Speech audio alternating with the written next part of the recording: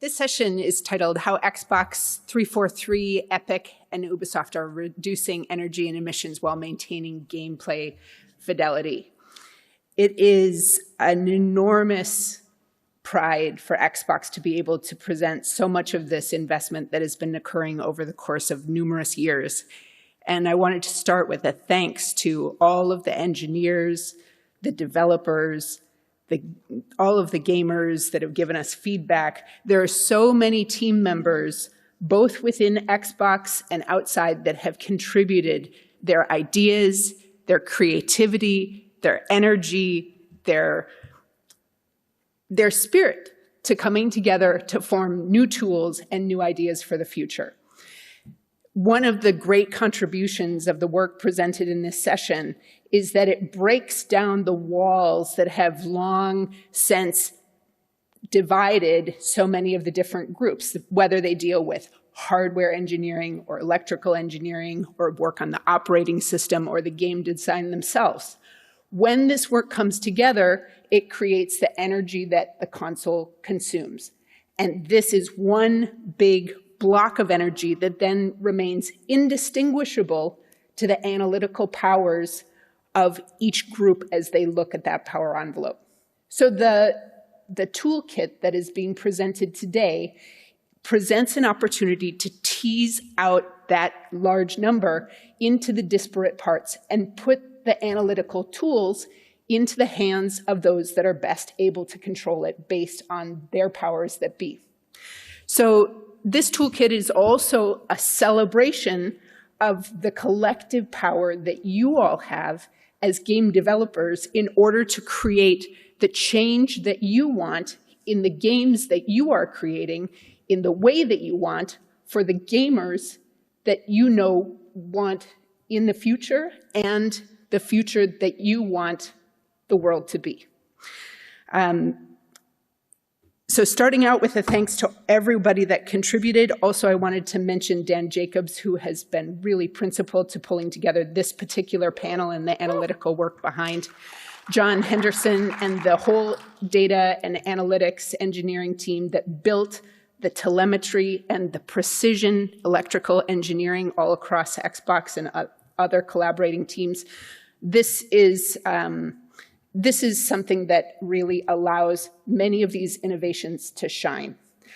I also wanted to say that this presentation is also a salute to the power of each of you as individuals to create change no matter where you are, no matter what kind of positions you have, no matter what studio you work for.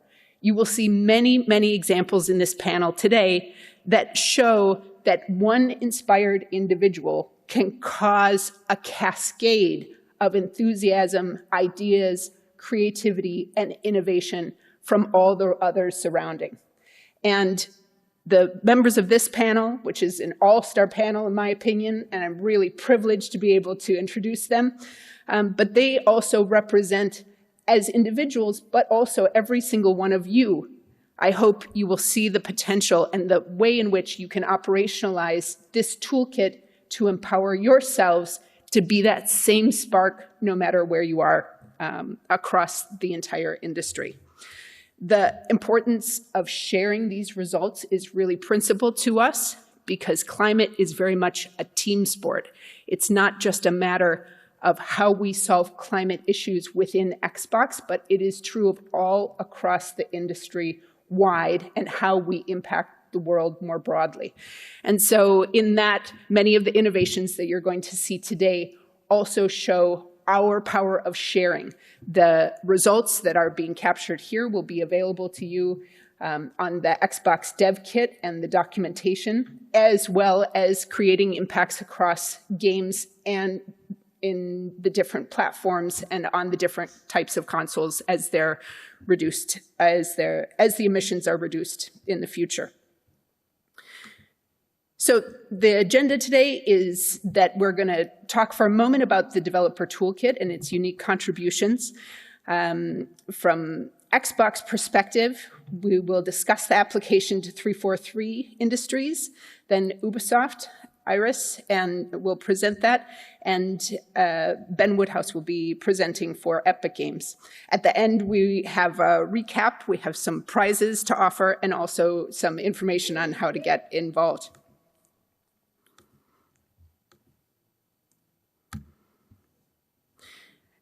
We know that across the industry, there's been obviously a lot of attention to the rising impacts of gaming around the world, as well as the rising prominence of climate, energy costs, as well as power disruptions for gamers. And this is something that is a hallmark of the future.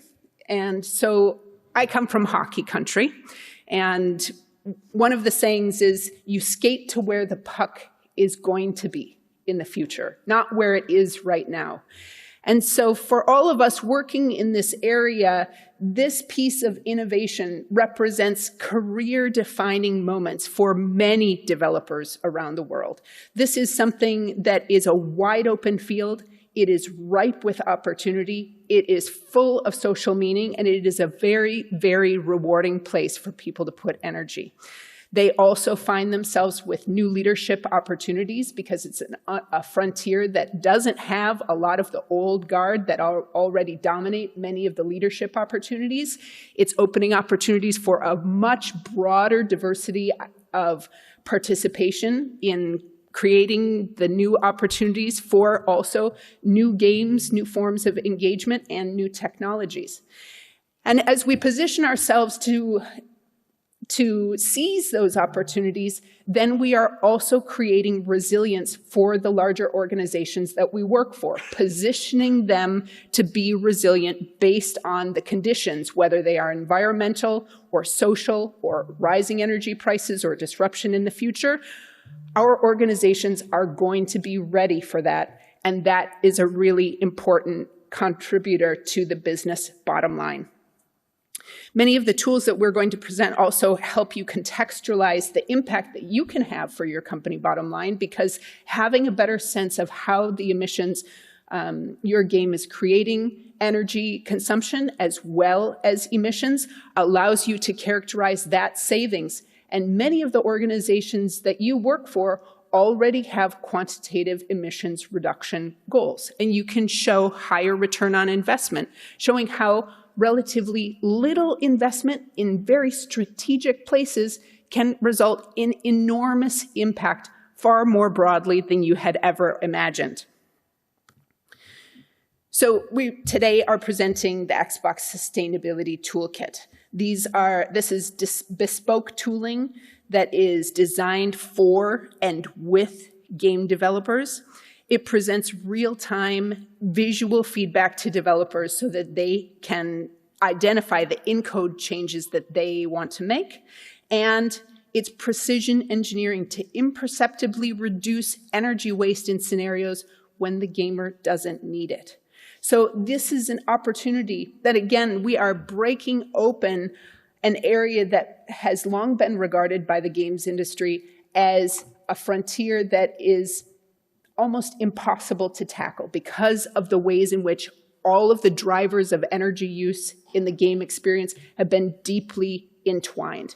And so by teasing those out, putting the power of these tools in the hands of all the creators, calling off of the broader community in order to engage their creative abilities, and also lighting each developer on fire to share those different insights with others and get others excited to empower people more broadly.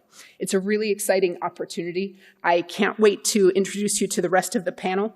We are going to start first with Tad Swift, who is going to show you from the inside about the way in which we are delivering on the promise toward investing in sustainability, the commitment, the innovation, and the accountability, and also making sure that we're doing it in the way that everybody can participate in from wherever position they are in the world. Thank you. This is Tad Swift. Woo! Hi, yeah, I'm Tad. I'm a software engineer working for the Xbox Advanced Technology Group.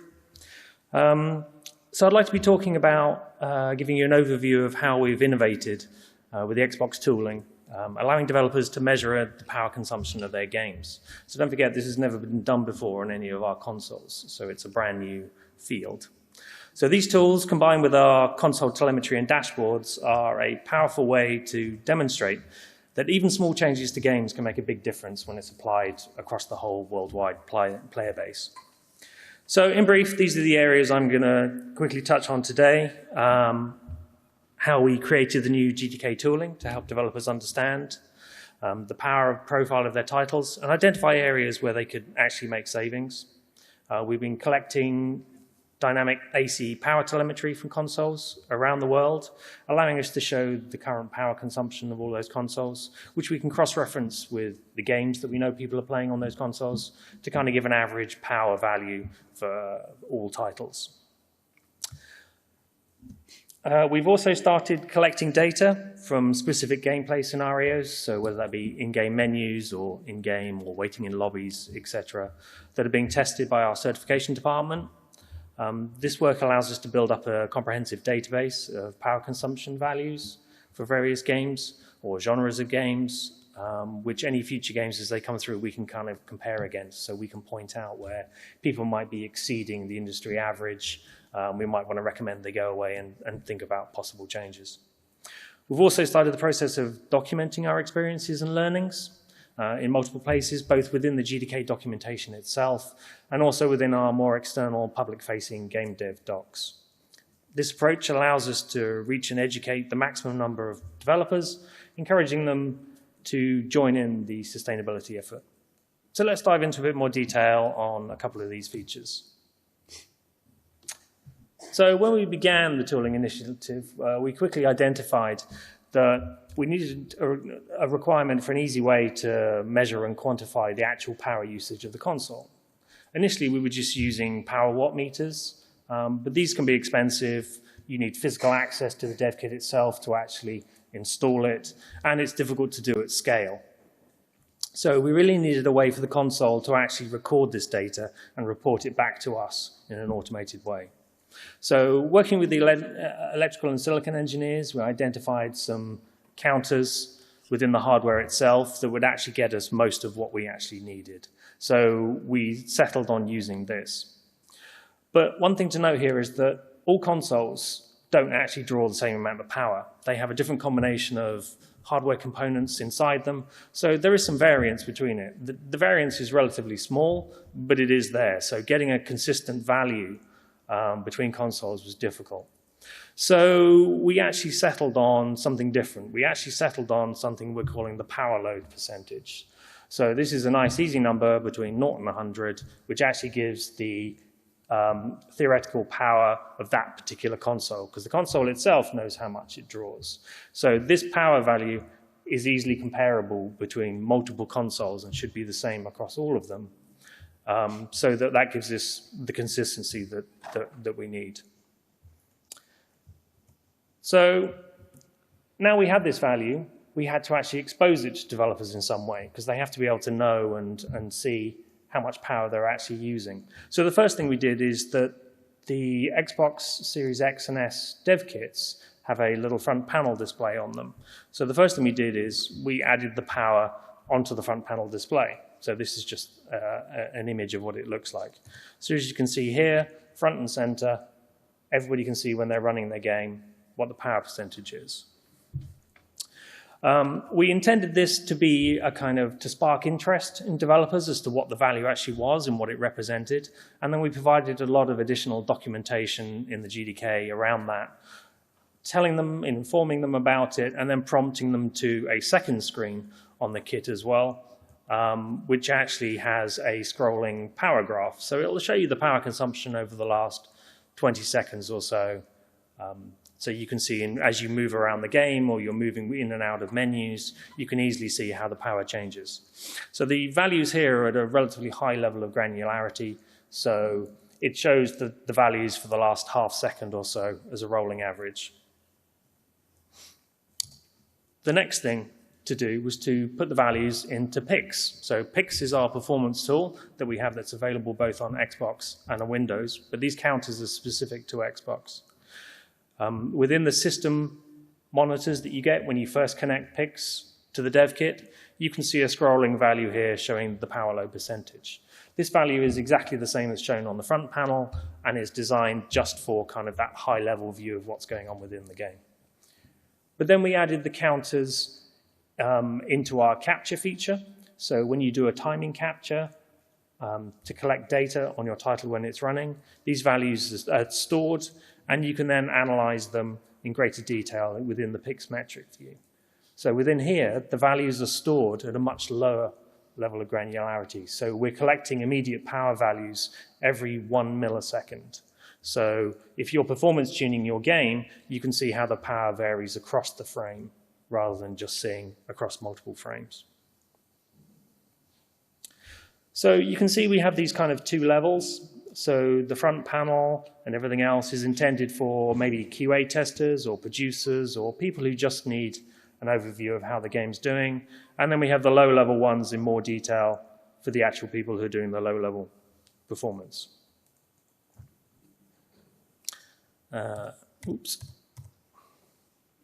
Lastly, and new for the March GDK, we've actually added in a new API as well. So if you happen to be within a studio where your tools, you're not using Pix directly, you have in-house tools because you're working cross-platform, then using this API, you can actually call from within the game to collect those values and store them yourselves and integrate them within your own tools. So this just adds to the flexibility. So as I mentioned before, in collaboration with our certification department, we updated all of their internal tooling to allow them to collect power values across various gaming scenarios. So as you can see here, we have a set of areas that we will test within games. So doing this work has allowed them to build up a database of power values, which we can filter down by particular tags that are put onto the game. So let's say genre of game, frame rate, that kind of thing, which will then produce for us, for each of the genres, we get a power average. So the values are collected both in the internal tooling and with a watt meter as well, just so we have these values. Their approach and how they go about doing this testing is all fully documented on the game dev website. So if you want to have a go yourself, you can. But our certification department has volunteered that if you have a title and you're interested in how you're doing compared to the industry average, then please speak to your Microsoft representative and we can get them to do a full power pass for you. So this is all great, and while testing locally on an individual console or a collection of consoles is interesting, you need to start looking at the power data from a more global scale. So this takes us on to the global telemetry that we have. So we have some hardware counters built into some of our consoles that are passing back telemetry data, telling us how much power the console is actually consuming. So plotting it, we can get graphs that interestingly look like this. So we can see, so on the bottom, it's showing you the actual amount of power used by the console, and on the vertical axis, it's the number of consoles at that power level. So for a particular game, we can filter down and see how much power or average power that game is consuming while people are playing it. There's two color graphs here. The darker color graph is after the game has actually made some power improvements. So as you'll see, the graph is kind of lower and to the left, to the less power consumption. So we know, we can see if people start making changes and they release them into retail, we can easily monitor and we'll get feedback to say, yes, that has made a difference. And we can see how much power is actually being saved, potentially globally.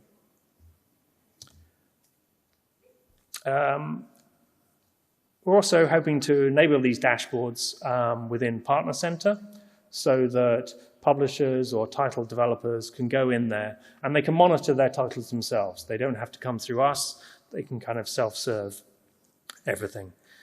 This work is planned towards the end of this year and should be available, so look out for it. But we didn't stop there. We also built reports like the one you're seeing here, showing average power for a range of games. So we've just anonymized the titles here. But We can also convert the power to energy and then to carbon emissions. So we can sort, obviously, by console type, because we have 2 consoles in the wild and they draw very different amounts of power. And also, potentially, we can filter down to the actual energy grid for the console's location. It's noticeable how much, if you look at the graph, how much the lines move up and down from title to title. So as you can see, so there's a wide variance of power usage, even within games of the same genre. Some of them are much more power efficient than others. So this is another interesting area of research to go into to actually kind of look at why some are so much more efficient than others. Lastly, as you saw on the previous slide, we can produce global energy insights at a title or studio level, and soon we'll be able to produce data insights on the average energy costs to all of gamers playing across Xbox. So this additional data will be valuable to developers to assess the impact of any changes that they may make within their games if they're hoping to save costs. And we can actually detect and tell the cost and the impact on their players, which is quite exciting. So, back to the here and now. Now that we have all this wonderful tooling, we still needed development studios to actually help us test all of this and make sure and make changes so that we could validate actually what was happening. We approached several studios to be part of our original pilot program, one of which was 343 Industries. So I'd like to hand over to Alex now to discuss their involvement.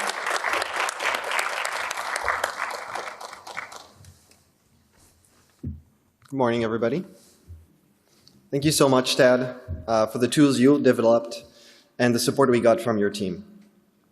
Hello, everyone. I'm Alex Labulico, producer on Halo Infinite at 343 Industries. In this section, I will walk you through the 7 steps we took to make Halo Infinite more sustainable at 343 Industries. We hope this can be helpful to anyone interested in launching their own initiative. Step 1, call to action. The first step on our sustainability journey at 343 was a call to action from Trista Patterson, Director of Gaming Sustainability at Xbox. If you're lucky enough to be part of a larger organization that has already invested in sustainability, I encourage you to reach out and connect with those people. This is what got our project up and running. The sustainability team at Xbox gave us access to the data we needed to understand the impact of next-gen gaming. If you don't have this option, feel free to reach out to our gaming sustainability team by emailing xboxsustainability@microsoft.com to help you get started, but don't worry, we will share the email address later. Step 2, create your pitch. I don't come from a sustainability background myself, so I spent some time learning about the issue. You don't need to be an expert to make a difference. As many producers will tell you, listing problems is easier than coming up with solutions. The Xbox sustainability team, and more specifically Daniel Jacobs, helped me understand that we had 3 potential solutions we could focus on. The first one was code improvements. The second one, narrative. For example, just adding a narrative-themed story to our game. Or hardware improvements, like the recent Xbox update making it carbon aware. We decided to focus on code because at that time I was working on the engine team, and it just so happened to be full of people who were passionate about reducing our game's carbon footprint. Step 3, align with your leadership team. When I went to our studio leadership to get approval, I wanted to convince them that this was a necessary effort. So I put together a deck with the data provided by our partners. But I also put myself in their shoes and understood the fact that they wouldn't want to jeopardize our production timelines with yet another unexpected new project. One of the things that we did to avoid this was leveraging self-directed time, also known as the time that has already been set aside for developers to work on their own projects. I really recommend looking for opportunities like this and not biting off more than you can chew. Step 4, assemble your team. Once I got the green light from our leads, the goal was to spread the word. We set monthly newsletters to gather people who wanted to be involved. I wanted to avoid guilting people into action, So I focused instead on sharing what I had learned. For example, thanks to the EPA greenhouse gas calculator, we were able to identify that the electricity used to power Xbox consoles running Halo games generated approximately 22,000 metric tons of CO2 in 2022. That's the equivalent of 50,000 barrels of oil or 5,000 gas-powered cars. I was honestly surprised by how massive these numbers were, but also by the amount of 343 devs who agreed that this was important and that we should address this issue. And you might find the same passion within your own studio. In fact, some of my colleagues were so passionate that I found myself having to remind them that this initiative couldn't be prioritized over their regular work. Step 5, find your focus. Because we spread the word to the whole studio, we ended up with a good mix of volunteers. Artists, tech artists, producers, designers, engineers. And at this point, we have a team. We know we want to optimize our code, but we don't exactly know where to start. So we just knew we had to start small. We wrote down everyone's ideas, estimated cost benefit, and the idea we decided to run with came from our tech artists, Josh Marvel and Spencer Kopak. They were able to test that power consumption was correlated with both resolution and frame rate. So in the next slide, I will show you examples of how much tweaking resolution and frame rate can reduce your game's power draw. Here's a summary of how we investigated power-saving opportunities in Halo Infinite. What you can see here is our baseline, the way we shipped the game. We can see that on an Xbox Series X running at 4K 60 frames per second, our average GPU usage is about 96%. That represents an average total power consumption of 67%. This number includes GPU, CPU, and other components of the console. Now let's take a look at what happens when we reduce frame rate from 60 to 30 frames per second. As you can see here, average power consumption goes from 67% to 42%. That's a total saving of 37% when we drop from 60 frames per second to 30 frames per second. The only problem is that frame rate changes can sometimes be very noticeable and can cause undesirable effects if the monitor does not have variable refresh rate. Even latency can become a problem at lower frame rates. So overall, getting frame rate drops to look just right would have required more time, and it seemed like it could have been better spent elsewhere. So for this reason, we decided to focus on resolution instead. On this slide, you can see similar results when we go from a 4K image to a 1080p one. With this solution, we're going from 67% average power consumption with our baseline to 43% at 1080p. That's about a 34% power saving. We decided to explore resolution changes because it seemed like the easiest reduction we could make without impacting the image quality our players expect. The trick was to hide these resolutions drops in places the players can't see them, like our pause menu, for example. More on this in just a moment. One important note for other developers out there is that the UI in Halo Infinite is rendered in a separate layer, which allowed us to reduce the resolution of the game without changing the resolution of the UI. This is important for accessibility reasons, an area we didn't want to compromise on. Besides, our UI isn't significantly costly on the GPU, but for other games, it might be an area worth exploring for additional savings. Finally, this last investigation shows what kind of savings could be achieved if we were to lower both resolution and frame rate together at the same time. We can reduce power consumption by more than half of our baseline, 67% originally to 30% average power consumption after the change. In the future, we would like to find opportunities to reduce both parameters without impacting the player experience. This is something our sustainability team is currently investigating. Let's review what we've learned. Out of the 3 options we covered after the baseline, we ended up deciding that lowering resolution was the easiest to implement with the least amount of risk or impact to the player experience. Now, let's look at how we implemented some of these changes in Halo Infinite. Step 6, measure your impact. During our investigations, our team realized that when the game was paused and the screen was blurred to display the settings, we were still rendering a 4K image in the background that the player couldn't even see. So we decided to lower the resolution of our pause menu in order to reduce power consumption without the player noticing. The work was then implemented by one of our graphics engineer, Andrew Nolan, who had also developed our progressive resolution system for launch. The lower resolution in the pause menu significantly reduced the load on the GPU, which decreased power consumption by about 15%. Of course, as we just covered, extra savings could be made by lowering frame rate as well. So here's what we've done in Halo Infinite. Here, you can see our regular campaign gameplay running at 4K 60 on a Xbox Series X. We've measured power consumption with multiple devices. The one we started with was the Pix Counter tool that Tad just introduced in his section. This was a game changer to observe the direct impact of our investigation in real time.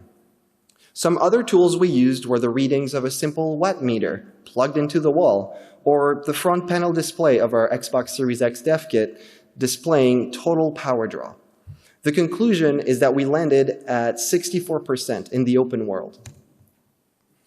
But this is where the magic happens. Here, you can see the benefit of our sustainability feature in action. The game is paused in the same location, but the resolution is automatically lowered to 1080p. Since the image of the game is blurred behind the screen, the lower resolution is virtually imperceptible while the player navigates our settings menu. While using the same tools, we were able to measure a 55% power draw on average after our change. In short, we're saving about 15% on our power consumption without any impact to the player experience. The result is invisible to the player. Once we had actually developed a functional change, we were able to prove that we could work together and earn the trust of our leadership team. This small first step was also an opportunity to define a benchmark for our team and start thinking about bigger power-saving opportunities in the future. Last step, step 7, release your work. Find an appropriate release vehicle, like a new content update, for example, and let your players know that you care about sustainability. And don't forget to gather their feedback to ensure that your change hasn't impacted their experience with your game. Our main goal remains to reduce our carbon footprint without our players noticing the changes we've made. More to explore. Efficiency in code is a great first step, but there are other areas you should investigate, such as sustainability in stories, hardware updates, or even the electricity consumption in your own studio. Think about the hundreds of lights, monitors, consoles, PCs, servers that we never power down. I'm sure we can find opportunities to turn off some of our studio equipment when no one's around. Another thing to keep in mind is to share your learnings with your peers, whether at GDC, during cross-studio presentations, or simply by chatting with your colleagues to raise awareness. Ultimately, our goal is to define standards for the industry. Just like accessibility, sustainability should be a key principle of game development and a topic of conversation in early production stages like concept and pre-production. But it's never too late to reduce your carbon footprint. As a matter of fact, Halo Infinite is a live product, and we're committed to release updates, making our game more power efficient over time. Thank you very much for your time. I sincerely hope that you will consider trying your own sustainability initiative with your colleagues in the future, and I strongly believe that we can and should always strive to minimize our impact on the environment. I will now turn the mic to our partners at Ubisoft, who will tell you more about their own sustainability journey. Thank you very much. Hello, everyone, and thanks a lot for being here. I'm glad to join Microsoft Xbox Talk at GDC and to share an update on Ubisoft's commitment towards global carbon neutrality, which we call Play Green. I'm Iris Godet, Senior Project Manager for Environmental Sustainability at Ubisoft. If you're here, you know that the global tech and digital industry accounts for an increasing share of worldwide emissions, 4% today and even more in the future, given the success of our businesses. Let's first see together what the drivers of Ubisoft's sustainability strategy are, and how this strategy is deployed in our many studios and games. Sustainability is not just a CSR topic anymore. It is more than ever a strategic topic, as the transition to a low-carbon economy will likely shape the future of our industry. At Ubisoft, our strategy takes our business, our teams, and our players into consideration. Research on players and their expectations show they value environmental protection and care about the carbon impact of playing video games. Half of them say the gaming industry has a responsibility to act and must reduce its carbon footprint, primarily by reducing emissions associated with the production of games and devices, prioritizing the use of recycled materials, and raising players' awareness on ways they can change their life habits and optimize their environmental impact through the content of our games. In 2020, Ubisoft committed to contributing to global carbon neutrality and launched Play Green with 2 pillars. First, reduce footprint. We are reducing emissions through the decarbonization of our operations and through carbon contribution outside of our value chain, also known as carbon offsets. That corresponds to what we need to work.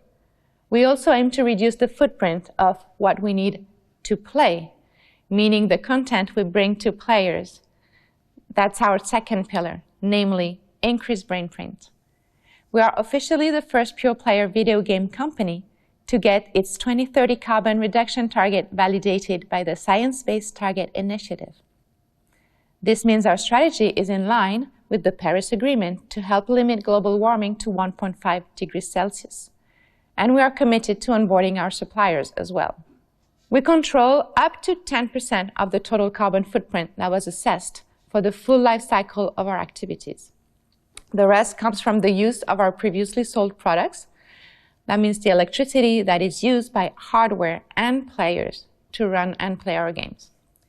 In order to address this major share, Ubisoft co-founded the Playing for the Planet Alliance in 2019 with other video game companies like Microsoft and with the sponsorship of the United Nations Environment Programme. Ubisoft teams have responded in big numbers to the annual call to create green activations in their games. In 2022, 14 projects and 13 studios all across the world, including our best-selling games on consoles, PC, and mobile, brought our total of green activations to 20 so far, some of which encouraged forest preservation and reforestation and led to planting more than 1.2 million trees in real life, with a forecast of 1.8 million by the end of 2023.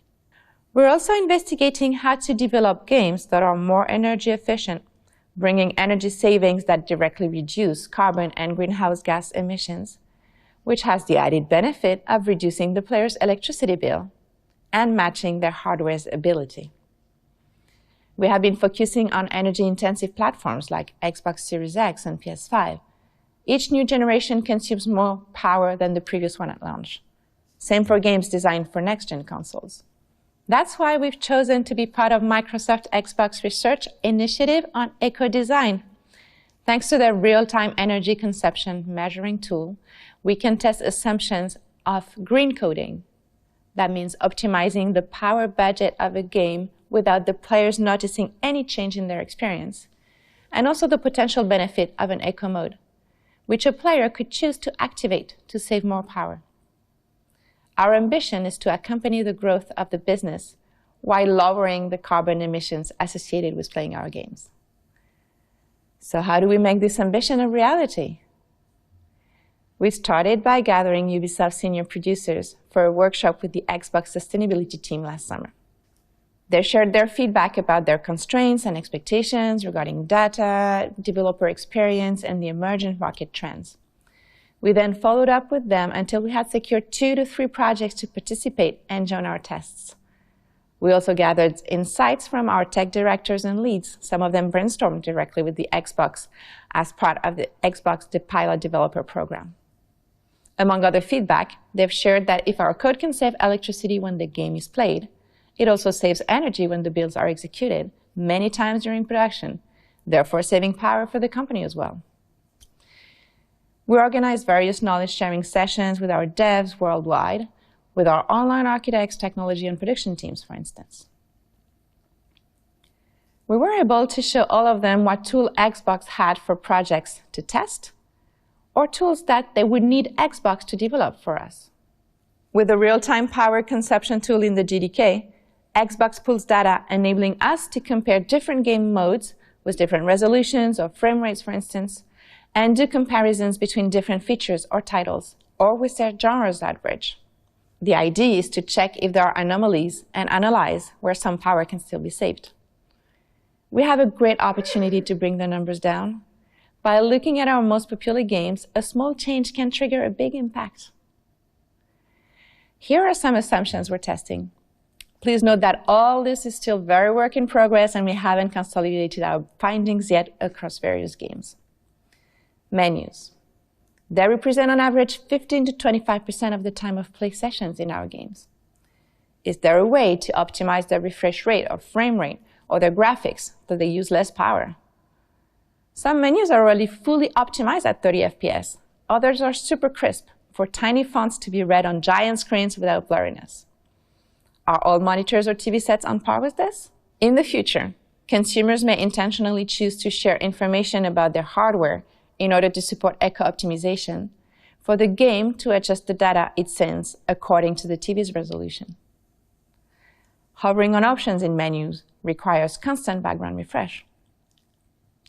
Do the periods when the players travel, walk around for some time need the same performance and polish as detailed exploration of our open worlds? GPU is what consumes most power compared to CPU, so savings are more obvious in games that are most GPU intensive. We can find inspiration in Ubisoft mobile titles, which need to be careful with heating and emptying batteries of smartphones. When it comes to an echo mode, on one game, when going from 120 FPS to 60 FPS and from 4K to 1K, the power savings were measured between 20% and 28%. That's something, but we'll only achieve significant energy savings if we mobilize more studios and their gamer communities. As I mentioned, we're at the beginning of our research process, and the path ahead of us is pretty exciting, bearing in mind widespread implementation could take some time. Our next steps will be breaking down the ideas we have into codes, measuring how much these codes improve power efficiency, and testing how it impacts the player's experience. We'll also test with players what an echo mode could look like, how they could perceive it, and how it will function, depending on the type of game being played. This way, we'll build up the proof of concept we'll present to our internal stakeholders and decision makers. We also plan to create a guide of best practices with Microsoft Xbox and the studios associated with the initiative, so we can get more projects involved. We hope to monitor how productions power consumption in dashboards and in Microsoft Partner Center for our live titles. At Ubisoft, we remain committed to the idea that we can create unique, memorable gaming experiences for our players with sustainability in mind. Thank you very much. We hope this has inspired you to join the Eco-Design Initiative. And thanks again to Microsoft and Xbox for the great teamwork.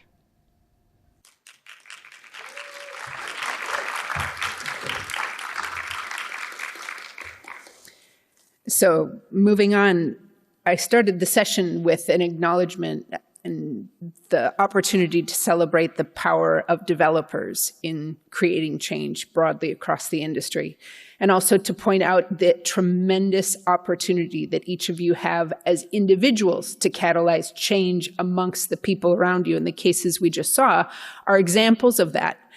The other call out I wanted to make is in the power of relationship, because the enjoyment that you have at work, the enjoyment that you have in sharing ideas and issues, places and innovation that you feel most inspired about, and gathering people of like minds around you, new, old, far, near, the opportunity is wide open. And the power of relationship is that it can take a moment of inspiration and it can drive acceleration at light speed. The cases you just saw are relatively small investments that have catalyzed very broad impact. as we begin to propagate knowledge and insights from that tooling and from those cases, it will continue to transform others' ideas about what is potential areas that they can work on, even to greater impact. This is really important because in the next case study, I think you'll also agree that in the world, when we look out, we think, what could I do? Little me.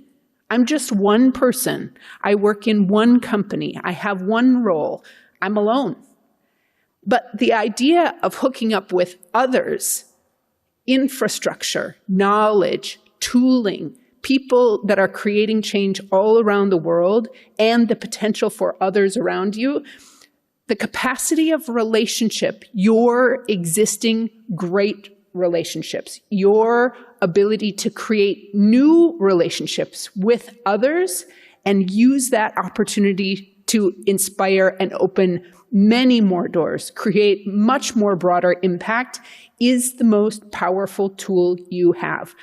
I will say that with the cases in these studies here, I have been astounded by the way in which the application of this has busted down doors that we thought were never possible in the time and the resources that we had at hand. The Secretary General, Antonio Guterres, has talked about the crucial juncture we are at to address climate immediately, everywhere, everything, all at once. And yet we look around us and we see doors closed, few opportunities. We feel low on energy, low on resources. If we operationalize the power of both the tooling coupled with our ability to create these new relationships, we can turn over stones that everyone else had overlooked, that we had overlooked, one day after another. Each of these case studies represents stones that everyone had uniformly passed over for a long time. How many more stones are there surrounding all of us right now that we have never even peeked under? These case studies are demonstrating that actually there is a lot to be gained there. Relatively little investment that offers enormous transformative opportunity. So we move on to our next case study. Again, this is another wonderful example of the transformative change and power in which we can create change all across the industry. This is Ben Woodhouse from Epic Games. Hi GDC, I'm Ben Woodhouse, programmer on the Fortnite console team at Epic Games. A couple of months ago, Microsoft approached us with some interesting data on Fortnite's power usage. This prompted us to take a closer look at our energy efficiency and see if we can make some improvements. So we wanted to tell you how we tackled this and also share some results. Fortnite makes heavy use of dynamic resolution and temporal super resolution for upscaling. This kind of scheme is very efficient in terms of performance, allowing us to maximize the available GPU power at all times. However, what is efficient in terms of performance is not necessarily efficient in terms of power consumption. If you don't constrain resolution, it's easy to end up in a situation where your GPU is pegged at 95% usage all the time. Our players spend a fair amount of their time in simple areas of the game, like the menus and the lobby, and rendering at 60 FPS and max resolution here isn't always necessary. So how did we approach the problem? Well, first up, it was critical that our changes were not noticeable to players. The implementation needed to be as simple as possible, not adding complexity for the game team. And we didn't want to just blanket drop the frame rate to 30 FPS in the front end. We tried this before and it felt laggy. We know that players sometimes step away from the game with the lobby open in between matches, so we wanted to take advantage of that if we could. So we did some experiments looking at the new PIX power load metric on a Series X dev kit in the lobby. Dropping the resolution from 75% of 4K to 50% and dropping frame rate to 30 FPS from 60 halved the power metric. We also took some watt meter readings and saw a 67 watt reduction at this point. So we wrote a solution based on inactivity in the front end screens. Our initial config was intentionally conservative.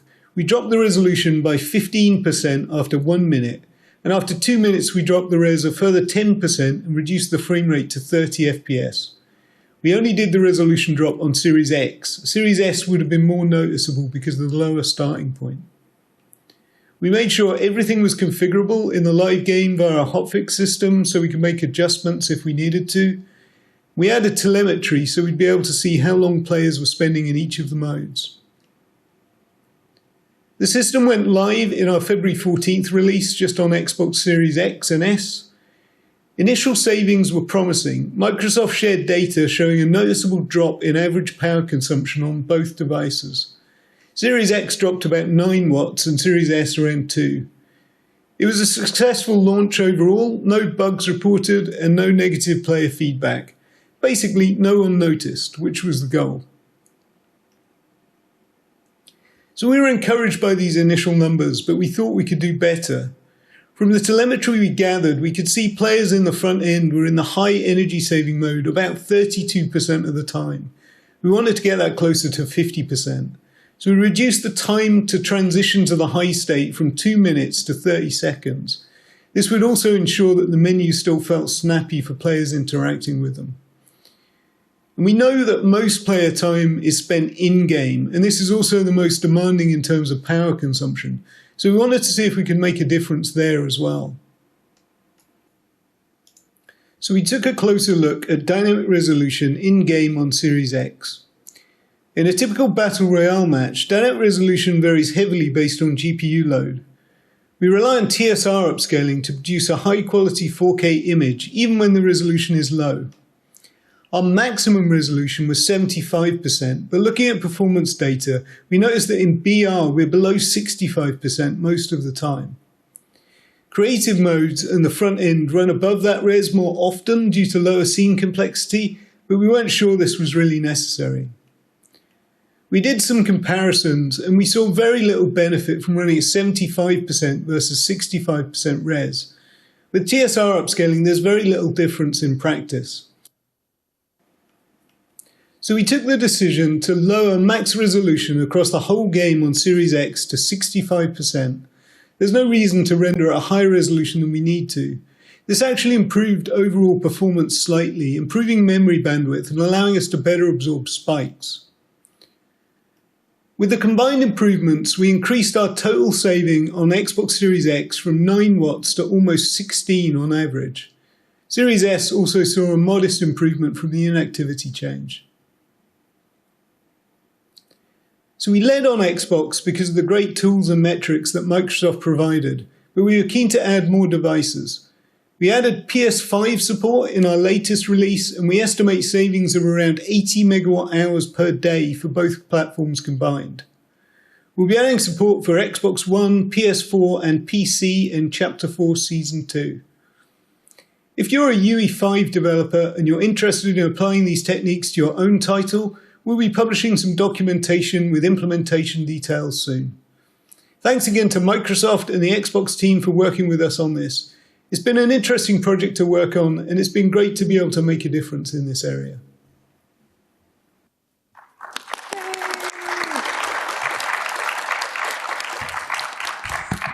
I'm never going to get over how excited I am every time I see that. My name is Paula Esquadra, she, her pronouns. I serve as the Senior UX Strategist for Cloud Gaming for Xbox Game Studios Publishing. Yay! Yay! We recognize this is a ton of information. You have a lot to think about. So let's close out this session with a summary of what we're doing, what we've learned to date, and next steps that you can take.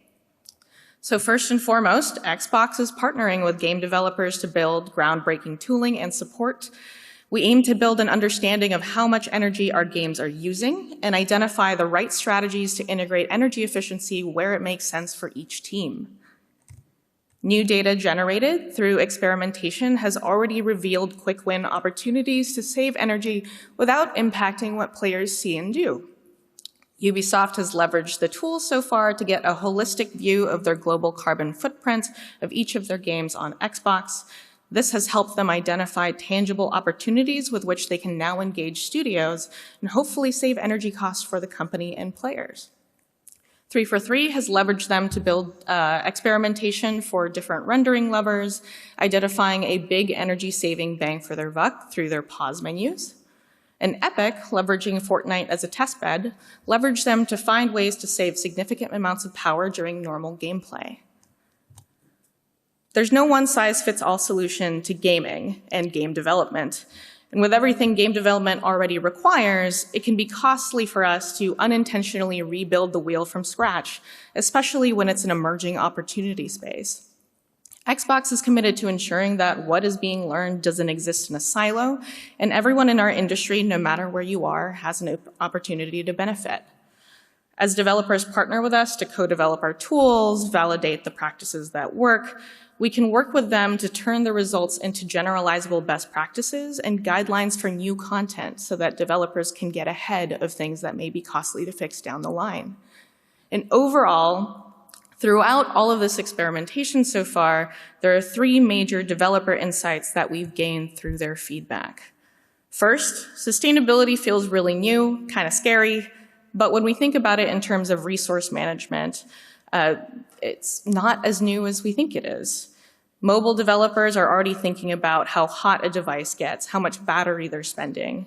PC developers are already used to different user profiles that optimize performance versus energy savings. And so if we have an opportunity to reframe these big concepts into things that we already have to think about in game development, there's a lot of opportunity to explore. Number 2, developers feel a responsibility to act and seek clear, measurable opportunities to do so. Historically, as we've kind of mentioned, we associate lower energy consumption as a cut in performance, and this can have an impact on the quality of the game. But in speaking with game developers, there's a lot of curiosity about what this could be for many different types of reasons. For some game developers, sustainability presents a new and interesting design challenge, as Trista mentioned. Energy-efficient design could be the next frontier of innovation that can enable us to meet the ever-changing needs of our global audience. And for others, it's a matter of protecting a part of our lives that has been so important for us for a very long time. With rising energy costs, environmental concerns, game developers are worried about how we can continue to make and play the games that we love without hurting the planet or players' wallets. So if we can work together to make these more concrete and easier to apply, game developers are willing to try because it matters enough. Lastly, player choice matters most. With the potential reach of over 3 billion players worldwide, we as people who make and play games have a huge potential to create a positive impact and influence.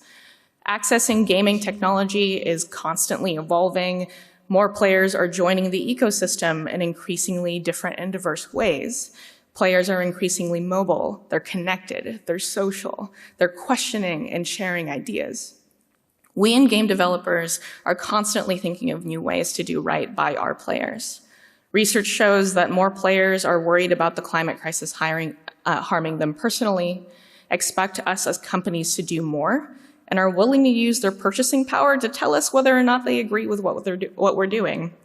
So considering these real-world needs enables us as an industry to build and maintain the trust of our audience. Sustainability is where accessibility was 5 years ago. And each step's taken, no matter what size, no matter where you are in the industry, whether you're just getting started or you've been here for a long time, benefits us in this industry and benefits our players.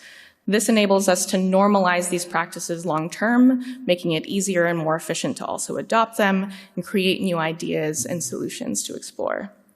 We hope that with all of this in mind, the Xbox Sustainability Toolkit and our programs can help you begin to make these opportunities more concrete in ways that make sense for you. I think we'd also just like to constantly remind everyone that you are not alone in this. No matter where you are, be it at a publisher, a studio, still in school, or just watching at home, figuring out what to do next, there are communities of game developers who are doing this work and asking the right questions, working through the mess and the chaos to find things that work. There are multiple industry-based organizations that are helping build strong communities around this, and so we highly recommend reaching out to United Nations Playing for the Planet Alliance and the Climate Special Interest Group of the International Game Developers Association if you're, at minimum, just looking to find people who are also working through the same challenges. For next steps, we invite you to join Xbox on being on the forefront of finding new energy-efficient ways to play. If you're just overwhelmed with a lot of information, just processing the coffee and the caffeine hasn't kicked in yet, please check out microsoftgamedev.com. There is a blog post that recaps everything we've talked about today. If you're a developer who wants to learn more about the tools, the case studies, best practices we found so far, check out the Xbox Game Developer docs and developer forums.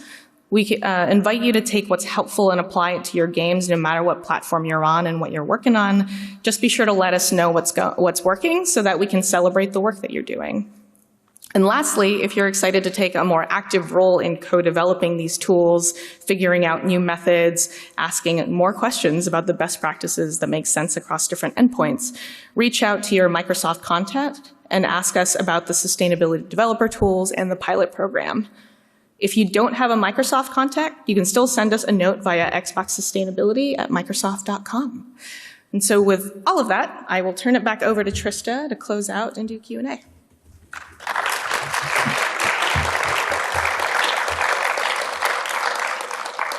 I wanted to thank Cassie and Kirk for our sign interpretation, helping us make sure that all of these insights are as accessible to as many people as possible.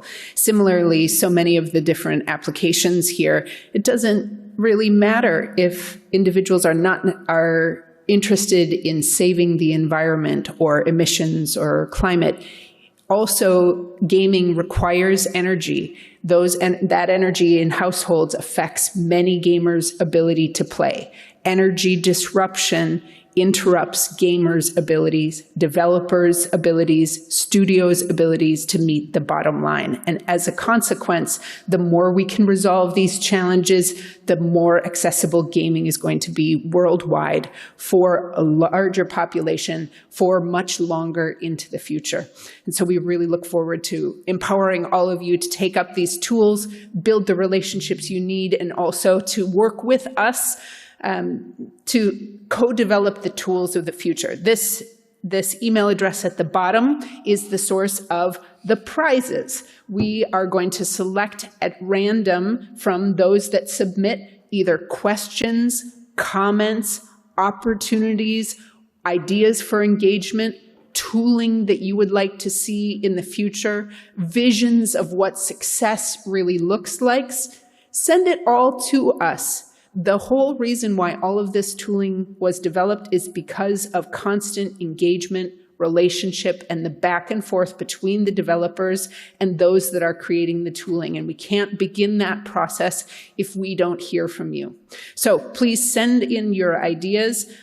Please feel free to stay after and ask questions of all of our rockstar panel here. A round of applause for them. Thank you so much for coming. Look forward to engaging with you.